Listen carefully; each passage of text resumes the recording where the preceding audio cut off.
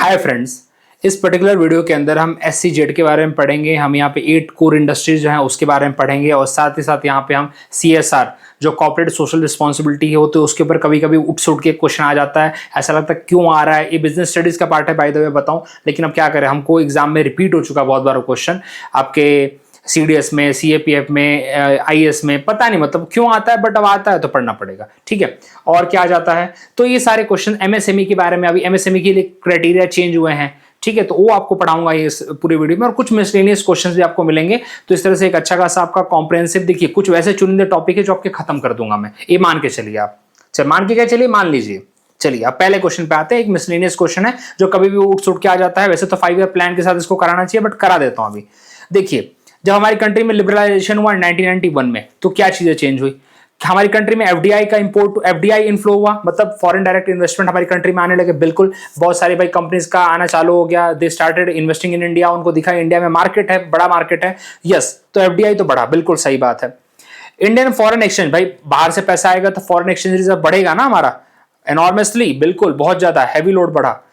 Share of the Indian export in the world trade increased, बिल्कुल, मतलब हमारा भी मतलब एक तरह से इंडियन एक्सपोर्ट भी बढ़ा। सिंपल सी बात है भाई, हम लोगों ने एक्सपोर्ट करना चालू कर दिया, हम लोग अपनी कंट्री से भाई बनाना चालू कर दिया हमने चीजों को। तो yes, correct statement is right, no doubt in that. ठीक है, और यहाँ पे एग्रीकल्चर सेक्टर तो भाई उतना नहीं बढ़ा, क्योंकि सर्विस सेक्टर में हमें, क्योंकि इस टाइम IT सेक्टर के ऊपर काम चालू हो चुका था, इसलिए हमें देखने को मिलता है कि IT सेक्टर तभी से फ्लरिश कर रहा है। बोलते हैं ना IT सेक्टर भाई अभी फ्लरिश कर रहा है, नहीं वो राजीव गांधी जी की देन है। देन तो नहीं बोलूंगा यार, वो तो उस टाइम के PM थे बस, बट यस उस टाइम से स्टार्ट हो चुका है। तो GDP पे ना फोकस करते हो, सर्विस सेक्टर में ज्यादा कुछ मिला है यहाँ पे। तो 2, 3, 4 is the right answer, not the first one. अभी एग्रीकल्चर तो आज भी टेंशन में है, आज भी तो स्ट्रगल कर रहा है एग्रीकल्चर। चलिए अब जरा आते हैं 8 कोर इंडस्ट्रीज के ऊपर। भाई बहुत बार क्वेश्चन आया है, अभी आपको ये तो UPSC में 2015 का है ना, जरा इधर दिखाता हूं मैं। ये देखिए 2012 में, ठीक है, रुकिए आगे बढ़िए, 2022 में। अब देखिए, इससे आपको समझ में आना चाहिए कि इस कितने मतलब इंपॉर्टेंट है क्वेश्चन। UPSC अपने ही एग्जाम्स में जब रिपीट कर देना चीजें, तो समझ लेना वो क्वेश्चन को भूलना मत, फिर गलती से भी ना भूलना।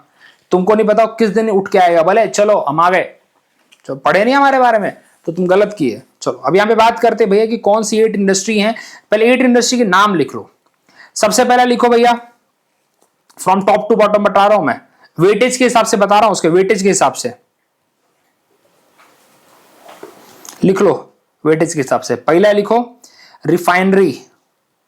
कौन सा भैया? रिफाइनरी प्रोडक्ट पहला है। देखो सीक्वेंस वाइज भले तुम्हें ना पता हो, लेकिन तो पता होना चाहिए। दूसरा लिखो इलेक्ट्रिसिटी। तीसरा लिखो स्टील। चौथा लिखो कोल। पांचवा लिखो क्रूड ऑयल। छठा लिखो नेचुरल गैस। ये जितना बोलते बोलते लिखोगे याद हो जाएगा तुम्हें। सातवां लिखो फर्टिलाइजर, और आठवां लिखो सीमेंट। देखो तो कितने हैं?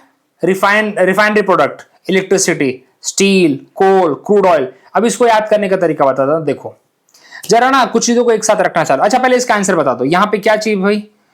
विच ऑफ द हाईएस्ट वेटेज, किसका हाईएस्ट वेटेज है भैया? यहां पे आउट ऑफ द गिवन किसका मिलेगा आपको? सीक्वेंस बताया ना आपको मैंने, बताइए। इसमें रिफाइनरी तो दिया नहीं है, तो रिफाइनरी के बाद क्या आ रहा है? Electricity generation. देखिए इसलिए सीक्वेंस भी पता होने चाहिए इसके। ठीक है, तो अच्छा इसको याद कैसे करो? तो चलो अभी तो यार इन लोगों ने सीक्वेंस वाइज दिया, तो मैं रिक्वेस्ट करूंगा सीक्वेंस वाइज पढ़ लो। तुम्हें भरोसा नहीं 2015 का क्वेश्चन तुम्हें भी आ जाए डायरेक्ट यही उठा के, तो सीक्वेंस वाइज पढ़ लो फिर इसको। ठीक है, दैट्स माय रिक्वेस्ट। अच्छा सॉरी, फर्टिलाइजर पहले नहीं आएगा, फर्टिलाइजर को बाद में रखो। पहले लिखो सीमेंट, फिर लिखो फर्टिलाइजर। ठीक है, फिर लिखो फर्टिलाइजर। बट यही 8 इंडस्ट्रीज हैं जो हमारी बेसिक कोर इंडस्ट्री हैं भाई, जो 40% जिसका वेटेज है ओवरऑल मिला के।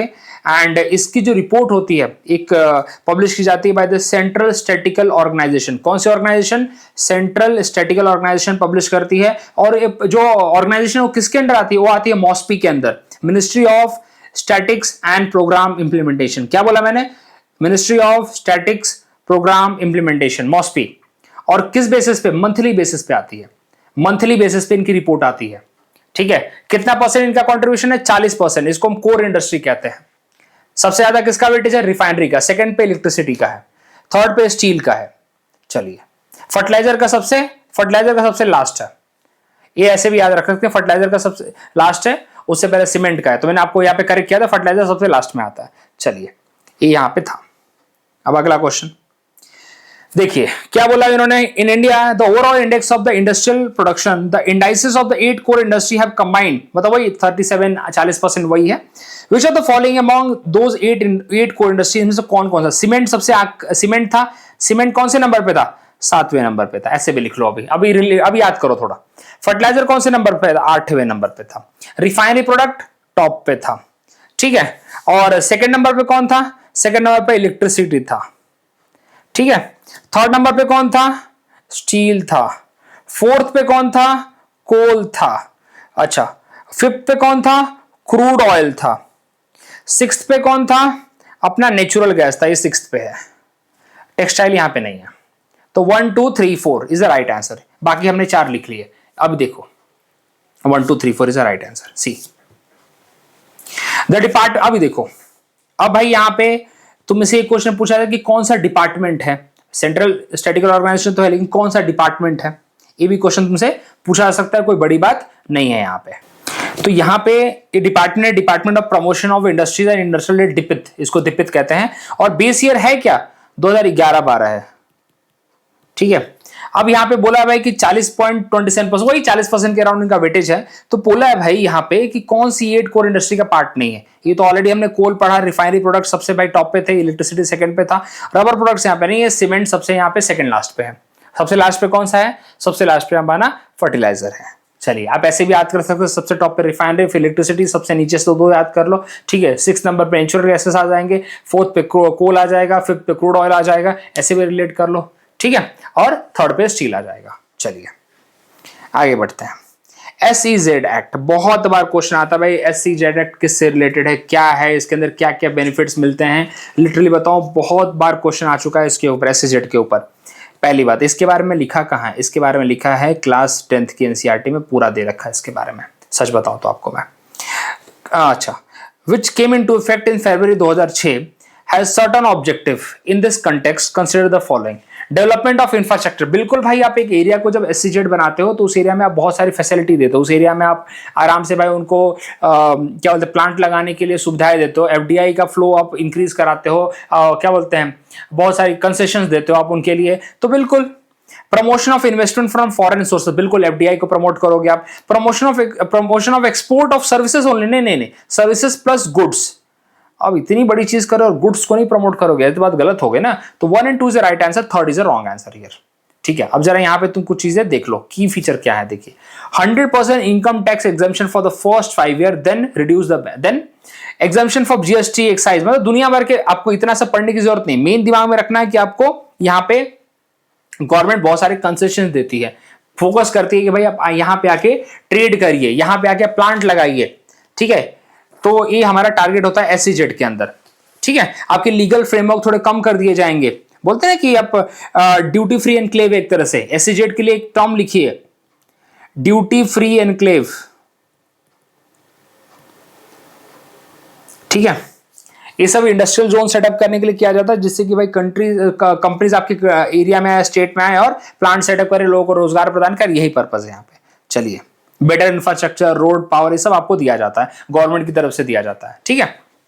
चलिए, ये है हमारे बहुत सारे, आजकल तो भाई दुनिया भर के हम SEZ सेटअप कर रहे हैं, हर एक सेक्टर के लिए कर रहे हैं। आप देखते हो IT के लिए दुनिया भर के आपको देखने को मिलेंगे सॉफ्टवेयर सर्विसेज, जैसे सॉफ्टवेयर पूरा हब बन जाता है, एरिया पूरा पूरा सॉफ्टवेयर हब बनता हुआ दिखेगा आपको, तो these things we see it generally.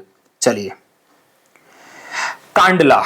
अब तुम बोलोगे कांडला वाला क्वेश्चन क्यों रखा भैया मैंने, देखिए कांडला एक बहुत इंपॉर्टेंट अपने आप में एक जगह है।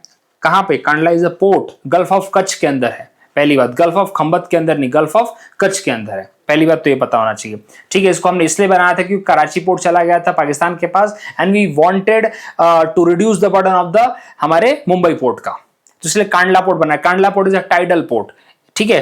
एक वडिनार पोर्ट है जो कांडला पोर्ट का भी बर्डन कम करने के लिए बनाया गया है। और कांडला पोर्ट से सबसे ज्यादा एक्सपोर्ट क्या होता है, पेट्रोकेमिकल एक्सपोर्ट होता है, क्योंकि आपको Jamnagar refinery, Koyali refinery, Ankleshwar refinery आपको वहां देखने को मिलेगी, which is near by, they are petrochemical. तो पेट्रोकेमिकल जनरेट होगा तो वहां से वही एक्सपोर्ट होगा ना भाई। चलिए, ये तो बहुत कुछ बोल दिया। एक्सपोर्ट प्रोसेसिंग जोन वहां पे बना था 1965 में, और एशिया का पहला एक्सपोर्ट प्रोसेसिंग जोन बना था यहाँ पे। बहुत बार क्वेश्चन पूछते हैं, बहुत बार क्वेश्चन पूछते हैं लोग इसके बारे में, ठीक है।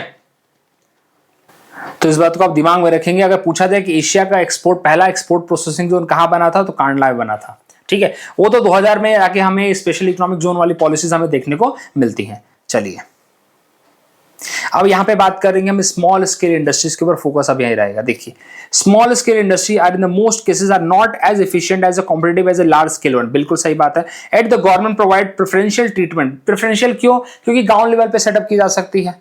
And reservation in the range of product to the small firms, because small scale industry क्या करती हैं? Provide higher employment on the per capita development basis, promote the regional dispersion of the industries and economic activity, have performed better in the export of the manufactured product than the large scale one, provide job to the low skill worker। देखिए ये तो पहली बात सही है, ये तो पहली बात सही है भाई। फोर्थ वाला तो वैसे भी सही है मेरे लिए, क्योंकि सबसे ज्यादा जॉब वो देते हैं, ठीक है, गांव लेवल पे, रीजनल लेवल पे बिल्कुल देते हैं, ठीक है।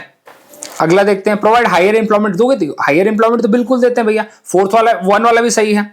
Promote the regional dispersion of industries and economic activities, ये भी करते हैं। सेकंड वाला भी करते हैं। देखिए ये थर्ड से मैं सहमत नहीं हूं, अदरवाइज फर्स्ट सेकंड थर्ड से मैं सहमत हूं। तो इसका आंसर फर्स्ट सेकंड और फोर्थ होना चाहिए। अरे यार ये प्रॉब्लम है, कैसे नहीं हो सकता यार? लो स्किल वर्कर को तो देते ही है ना, काम सिखाते हैं, कैसे कैसे? ठीक है, मतलब अंडरस्टैंड करोगे बिल्कुल। ये तो यहाँ पे 1 और 4 के साथ ज्यादा अप्रोप्रिएट है, फिर भी 2 भी सही है यार, कैसे बोल रही है? 1 to 4 होना चाहिए। चलो ठीक है यार, पुराना क्वेश्चन है, I am not going into this, because आज की कंडीशन काफी चेंज हो गई है। एक उस टाइम की में भी कंडीशन रही होगी, उस हिसाब से क्वेश्चन फ्रेम हुआ। बिकॉज थोड़ा सा ये वाला क्वेश्चन मुझे उस हिसाब से करंट का लगता है, उस हिसाब से 1999 का है, तो थोड़ा नहीं जाना चाहता हूं। बट अभी का अगर मैं प्रेफरेंस लूं, खुद समझ के देखिए, तो बिल्कुल फोर्थ वाला सही है भाई। लो स्किल वर्कर्स को भाई पहली जॉब कहां मिलेगी? यहीं पे मिलेगी ना। फिर सीधा जाके वो बड़ी कंपनी में थोड़ी, उसको पहले IITI करके आएगा, थोड़ा काम करेगा यहाँ पे, उतने स्किल उसके साफ यहाँ पे अपने स्किल की सफाई करेगा वो, ठीक है। ये बहुत बेसिक था यार, चलो बट क्या बोलूं मैं, वो भी है मे नॉट फाइंड, ठीक है यार, मतलब लॉजिकल तो फोर्थ वाला सही लगता है, बाकी अभी जाने, ज्यादा दिमाग नहीं लगाना इसके ऊपर। चलो बस अंडरस्टैंडिंग होनी चाहिए एमएसएमई करते क्या। The MSME comprise a dynamic sector of Indian economy providing large employment opportunity. बिल्कुल 2022 का क्वेश्चन है, ये हमारे लिए रेलेवेंट ज्यादा है। MSME require low capital cost and help industrialisation of the backward region. देखिए पिछड़े रीजन में बिल्कुल MSME contribute enormously to the socio economic development. बिल्कुल सही बात है भाई, छोटे लेवल पे काम चालू होता है, जो छोटे छोटे वर्कर्स होते हैं यहाँ पे आके काम करते हैं। तो और देखिए यहाँ पे लो कैपिटल इसलिए लगेगा क्योंकि छोटी छोटी जो फैक्ट्री लगेगी, कॉटेज इंडस्ट्री लगेगी, तो उसको भाई उतना पैसा थोड़ी चाहिए। बहुत सारे आपको दूध की फैक्ट्री कहीं लगा दी, कहीं डेयरी की फैक्ट्री लगा दी, कुछ भी लगा सकते हैं, तो ये सब के लिए ज्यादा पैसा नहीं लगता है, छोटे छोटे लेवल पे काम किया तो ओके। जैसे अगर कोई बोले कि मैंने बोलते ना कि दर्जी क्या करता है, सीता है ना, हाँ, तो टेलरिंग की कुछ एक सेटअप आपने चालू कर दिया, वो भी तो एमएसएमई का पार्ट बन जाता है छोटे लेवल पे, ओके। गांव के लेवल पे औरतों ने साड़ी का कोई बिजनेस चालू कर दिया, that is also the part of the MSME, okay. तो यहाँ पे साड़ी उड़ी बना रही है, कुछ भी कर रही है अपने गांव के लेवल पे। बहुत सारे आजकल मैं आपको बताता हूँ, यहाँ पे येवला साड़ी काफी फेमस है अपने महाराष्ट्र में। येवला एक जगह है, वहां पे काफी ज्यादा साड़ियां बनती हैं, तो बहुत सारे गांव की औरतें वहां पे इन्वॉल्व हैं यार। बहुत सारे आपको ऐसे देखने को मिलेगा, मुझे अब नाम नहीं याद आ रहा है, काफी अच्छे यहाँ पे साड़ी के प्रोडक्ट्स बहुत कुछ यहाँ पे आके बेचने को। बनारसी साड़ी आपको बनारस में देखने को मिलेगी, लेकिन ऐसा नहीं सिर्फ बनारस में ही, उसका एक्सपोर्ट आजकल ऑल ओवर वर्ल्ड होता है। तो वहां पे भी आपको बहुत सारी औरतें उसके साथ काम करते हुए मिलेंगी, कढ़ाई बुनाई उसके अंदर पूरी इन्वॉल्व है वो लोग, ठीक है। कांचीपुरम साड़ी है, दुनिया भर के, मतलब एग्जाम्पल बता रहा हूं आपको मैं, ये सब तो ये सब एमएसएमई का ही पार्ट है। तो उसमें ज्यादा कैपिटल नहीं चाहिए होता, लेकिन ज्यादा बहुत बड़ा उसके अंदर लोग इन्वॉल्व हैं, औरतें इन्वॉल्व है, तो सोशल इकोनॉमिक डेवलपमेंट तो हो ही रहा ना एक तरह से एमएसएमई के थ्रू, इसलिए गवर्नमेंट इसको प्रेफर करती है, ओके। तो देखिए तीनों के तीनों सही है, all the three is the right answer here. अब यहाँ पे आपके लिए कुछ और है, अच्छा चलो ये भी एक क्वेश्चन है, कर लेते जरा 2015 का।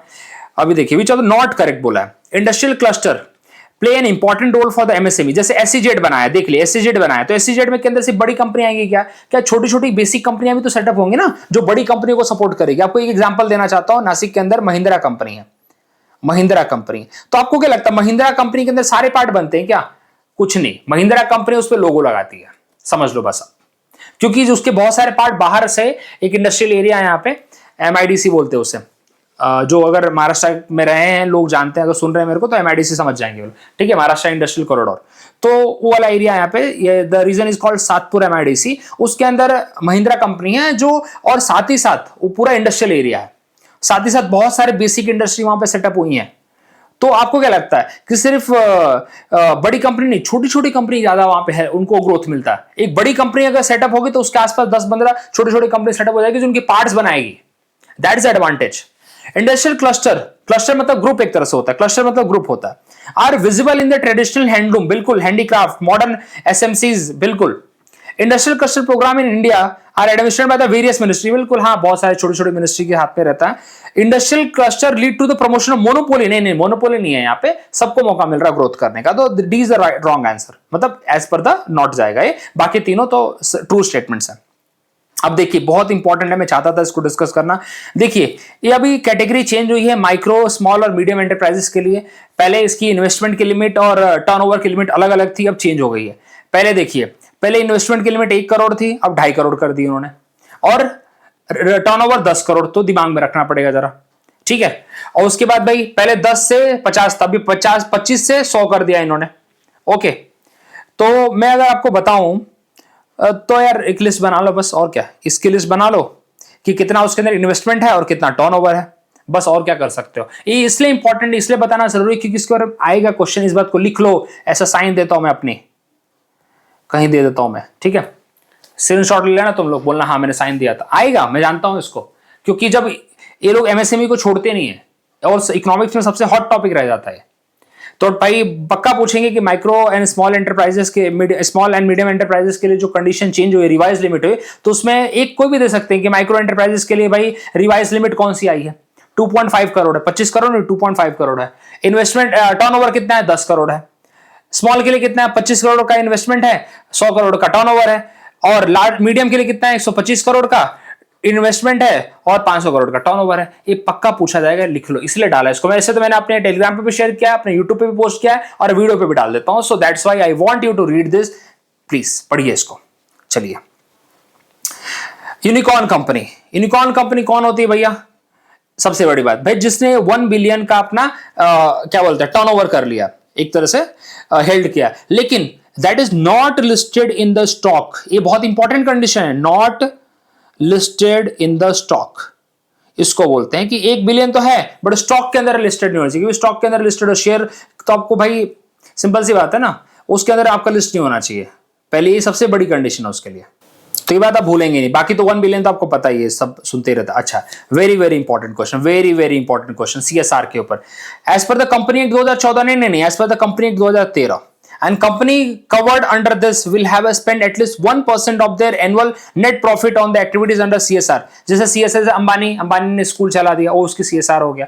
किसी ने भाई ऑर्फनेज चालू कर दिया, किसी ने कुछ चालू कर दिया, ये सब उनके होते हैं। उनको मतलब अपना बोलते हैं ना कि तुम्हारी रिस्पॉन्सिबिलिटी है, जब तुम लोगों से इतना ले रहे हो तो you need to give to the people also. ये एक तरह से हमारी लीगल, एक तरह से उनके ऊपर रिस्पॉन्सिबिलिटी दी गई अपने हमारे इंडस्ट्रियलिस्ट के ऊपर। जैसे टाटा ने बहुत सारे, भाई टाटा तो बिल्कुल भाई इसके फेवर में हमेशा से रहा है। ओके, तो यहां पे 1% ना करके 2% रहेगा, बाकी पूरा स्टेटमेंट सही है, ठीक है। अब यहां पे एक चीज और है कि उस कंपनी का भाई नेट प्रॉफिट आना कितना चाहिए, तो कंडीशन वो भी लिख लो तुम जरा। ये रिपीटेड क्वेश्चन है, बता रहा हूं मैं तुमको, बोलेगा यूपीपीसीएस का नहीं है, यूपीपीसीएस का तो है, लेकिन अभी कुछ दिनों पहले 2024 के अंदर सीएपी में पूछा हुआ था और मेरा दोस्त आया, बोलता है कहां से आता, मैंने उसको फिर दिखाया, देखिए पेपर में आया, पढ़ते नहीं हो तुम लोग, ठीक है। नेटवर्थ क्या होना चाहिए कंपनी की? नेटवर्थ होनी चाहिए 500 करोड़ की, 500 करोड़ प्लस और मोर। और टर्नओवर कितना होना चाहिए? टर्नओवर 1000 करोड़ प्लस मोर, और जो भी लो। और नेट प्रॉफिट कितना चाहिए? नेट प्रॉफिट चाहिए उनको 5 करोड़ प्लस मोर। तो ऐसी कंडीशन मीट होनी चाहिए, तब जाके भाई ये लागू होता है वहां पे। चलिए, और ये और एक हमारी कंपनी के लिए साथ ही साथ फॉरेन की कंपनी जो इंडिया में सेटअप है उनके लिए भी है, ऐसा नहीं कि उनके लिए नहीं है, ठीक है। ये सबके लिए है, एवरी कंपनी, ठीक है, सब्सिडरी भी हो, फॉरेन कंपनी भी हो, इंडिया में अगर ब्रांच है तो दैट इज फॉर ऑल। चलिए, सो ये था पूरा।